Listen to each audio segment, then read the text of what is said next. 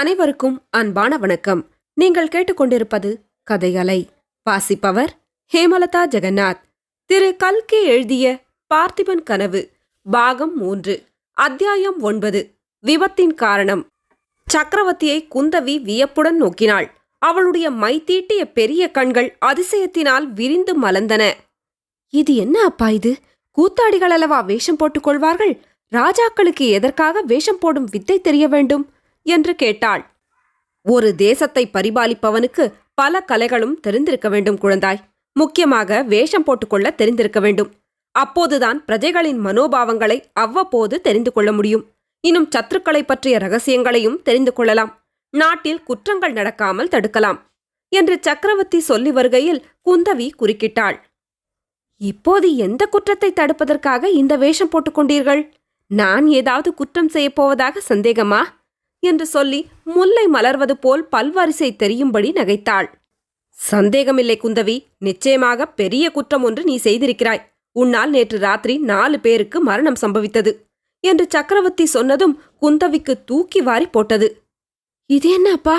எனக்கு ஒன்றும் தெரியாதே.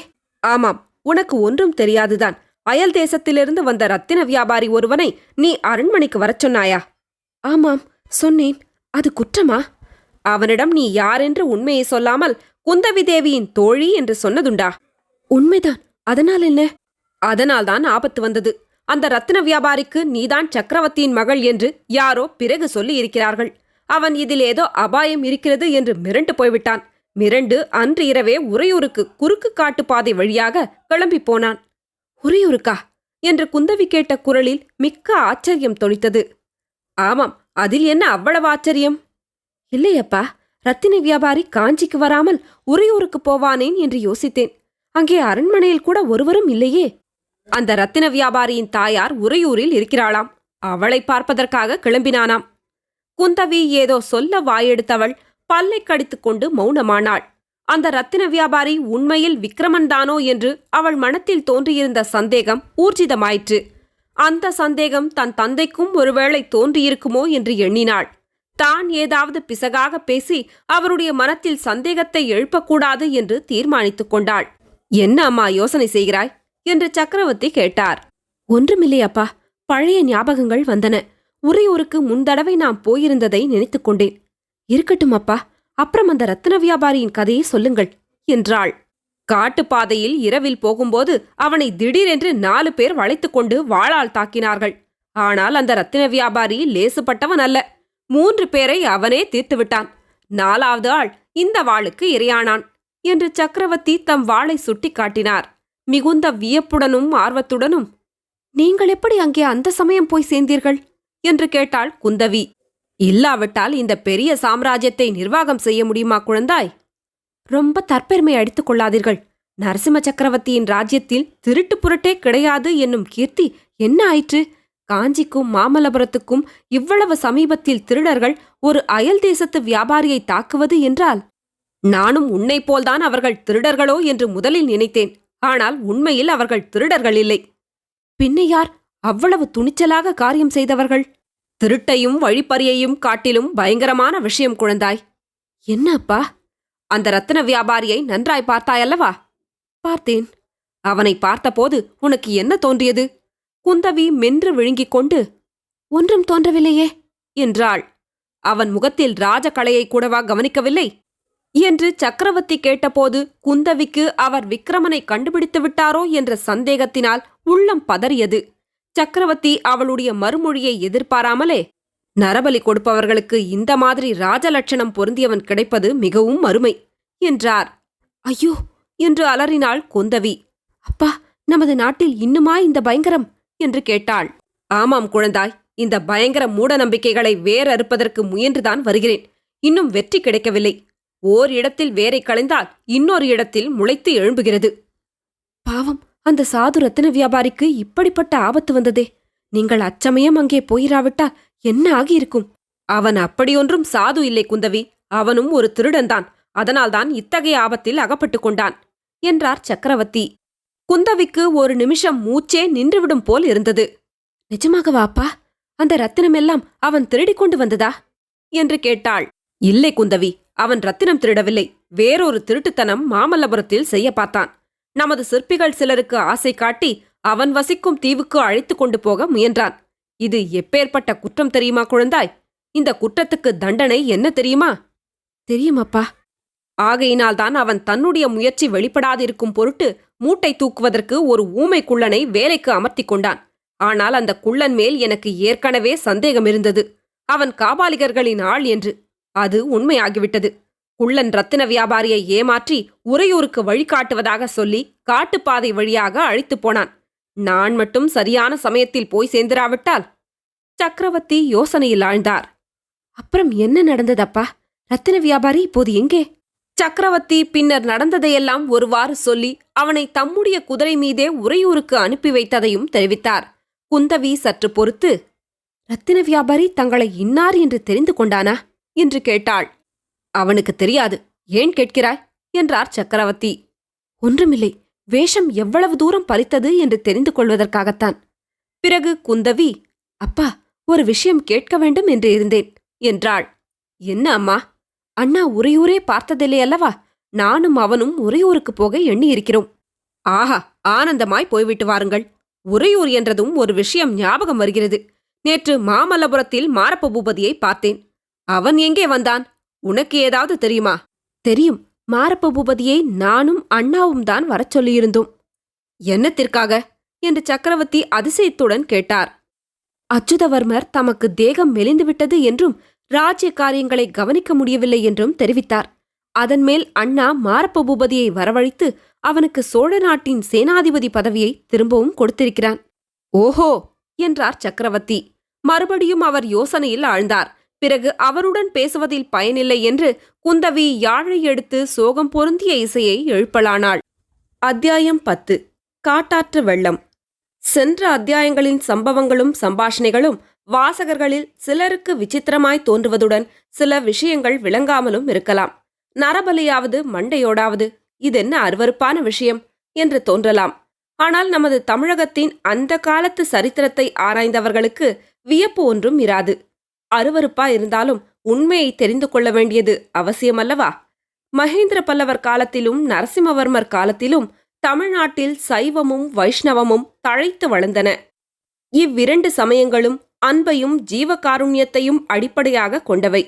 அப்போது தேய்ந்து போய்க் கொண்டிருந்த ஜைன பௌத்த சமயங்களின் நல்ல அம்சங்களெல்லாம் சைவ வைஷ்ணவ மதங்களில் ஏற்கப்பட்டிருந்தன. அவற்றுடன் சிவபக்தியும் கண்ணன் காதலும் சேர்ந்து தமிழ்நாட்டை தெய்வத் திருநாடாக செய்து வந்தன.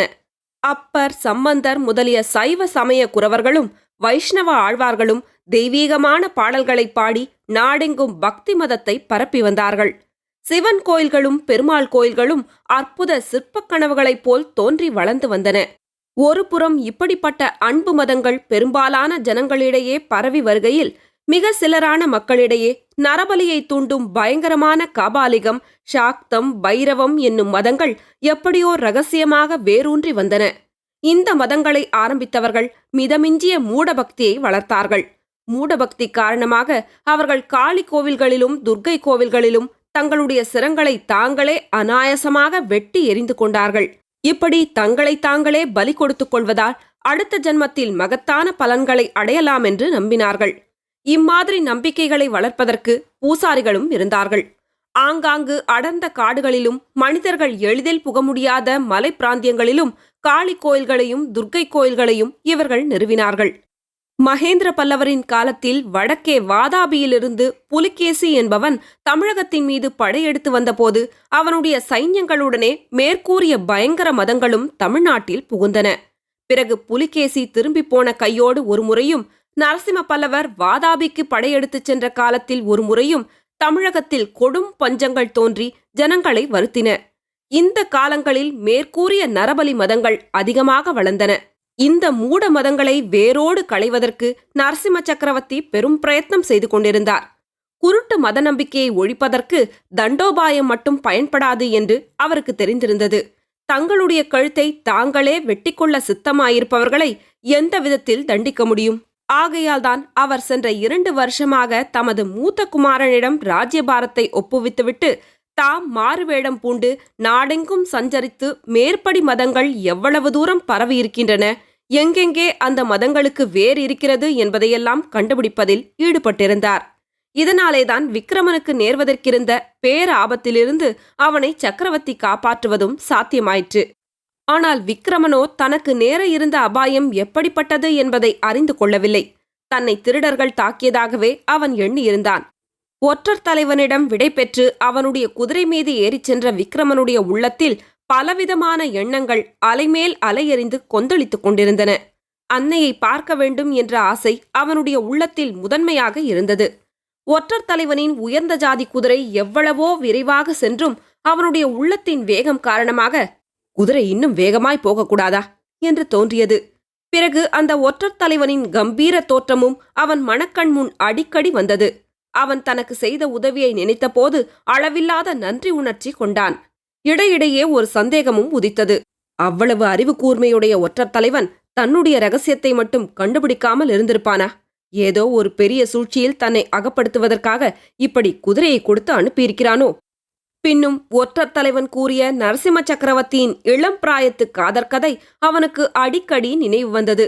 காட்டின் மத்தியிலிருந்த சிற்பியின் வீட்டில் சிவகாமி நடனமாடுவதும் அதை பார்த்து பார்த்து சிற்பி சிலையமைப்பதும் இதையெல்லாம் நரசிம்மவர்மர் பார்த்து களித்துக் கொண்டிருப்பதுமான மானசீக காட்சியில் அவன் அடிக்கடி தன்னை மறந்தான். இவ்வளவுக்கும் நடுவில் பல்லக்கில் இருந்தபடி தன்னை ஆர்வம் ததும்பிய பெரிய கண்களால் விழுங்கி விடுபவள் போல் பார்த்த பெண்ணின் பொன்னொளிர் முகமும் அவன் மனக்கண் முன் அடிக்கடி தோன்றிக் கொண்டிருந்தது. அவ்வளவு அழகு ததும்பும் முகத்தையுடையவளின் நெஞ்சில் வஞ்சனை இருக்க முடியுமா? ஒரு நாளும் இராது. ஆனால் அவள் யார்? சக்கரவர்த்தியின் மகளா அல்லது தோழி பெண்ணா? இப்படியெல்லாம் எண்ணமிட்டுக் கொண்டும் இடையிடையே ஊர்கண்ட இடங்களில் இது சரியான வழிதானா என்று கேட்டுக்கொண்டும் விக்கிரமன் போய்க் கொண்டிருந்தான். ஒற்றர் தலைவன் கூறியபடியே குதிரை தானாகவே சரியான உறையூர் பாதையில் போய்க் கொண்டிருந்தது அவனுக்கு மிகுந்த வியப்புடன் மகிழ்ச்சியும் அளித்தது. இதனால் ஒற்றர் தலைவனிடம் அவனுடைய நம்பிக்கையும் மரியாதையும் அதிகமாயின. அவன் கண்டிப்பாக சொல்லியிருப்பதை நினைத்து இரவிலே பிரயாணம் செய்யக்கூடாது என்றும் இருட்டுகிற சமயத்தில் ஏதேனும் ஒரு கிராமத்து சத்திரத்தில் தங்க வேண்டுமென்றும் எண்ணிக்கொண்டே சென்றான். ஆனால் சூரியன் அஸ்தமிப்பதற்கு கொஞ்ச நேரம் முன்னதாகவே அவனுடைய பிரயாணத்துக்கு ஒரு பெரிய தடங்கல் ஏற்பட்டுவிட்டது. திடீரென்று கிழக்கே வானம் கருத்தது. கருமேகங்கள் குமுறிக்கொண்டு மேலே வந்தன. குளிர்ந்த காற்று புழுதியை அள்ளி வீசிக்கொண்டு அடித்தது. தூரத்தில் மழை பெய்து தரை நனைந்ததினால் கிளம்பிய மனம் பரவி வந்தது. சற்று நேரத்துக்கெல்லாம் மழையே வந்துவிட்டது. அற்ப சொற்பமாக வரவில்லை. இடியும் மின்னலுமாய் நாலு புறமும் இருண்டு கொண்டு வந்து ஜோ என்று சோனாமாரியாக பொழிந்தது. வானம் திடீரென்று பொத்துக்கொண்டு வெகுநாள் தேக்கி வைத்திருந்த ஜலத்தையெல்லாம் தொபதொபவென்று பூமியில் கொட்டுவது போல் இருந்தது. சொட்ட நனைந்து குளிரால் நடுங்கிய விக்கிரமன் ஒரு மரத்தடியில் சற்று நேரம் ஒதுங்கி நின்று பார்த்தான். மழை நிற்கும் வழியாய் இல்லை. நேரம் ஆக ஆக இரவு நெருங்கிக் கொண்டிருந்தது. இந்த கனமழையோடு இரவின் அந்தகாரம் சேர்ந்துவிட்டால் கேட்க வேண்டியதில்லை.